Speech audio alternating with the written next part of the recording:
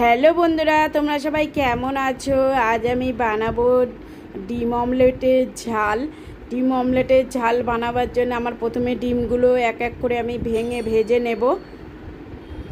প্রথমে আমি ডিমগুলো ভালো করে ভেজে আমি অমলেট তৈরি করে নিচ্ছি।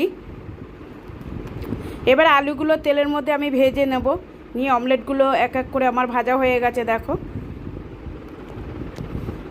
এবার ওই আলুগুলো ভেজে নেব, একটু লাল লাল করে ভেজে আমি তুলে নিয়ে ফোড়নে আমি দেব 5 ফোড়ন। তবে আপনারা পারলে জিরে ফোড়ন দিতে পারে, আমি 5 ফোড়ন দিচ্ছি। কাঁচা লঙ্কা, পেঁয়াজ দিলাম, দিয়ে ভালো করে একটু নাড়াচাড়া করে নিচ্ছি। একটু লাল লাল হয়ে গেলে আমি দিয়ে দেবো আদা রসুন আর টমেটো বাটা একসাথে আমি রেখেছি। টমেটো আবার কুচিও দেব।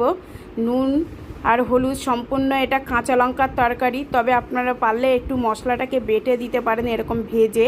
তবে আমি কি করলাম, আমি পেঁয়াজটাকে একটু গোটা গোটা রাখলাম, দেখতে সুন্দর হবে, ডিম অমলেটের ঝালের মধ্যে একটু ভালো লাগবে। এবার আলুটাকে ভালো করে কষিয়ে নিলাম, কষিয়ে একটু নাড়াচাড়া করে জল ঢেলে দিলাম। দিয়ে এবার ফুটে আসলে আমি দিয়ে দেবো ডিমের অমলেট।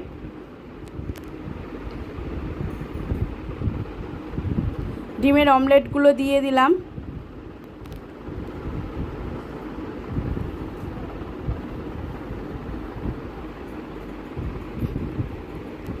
কিছুক্ষণ আমি রান্না হতে দিয়েছি।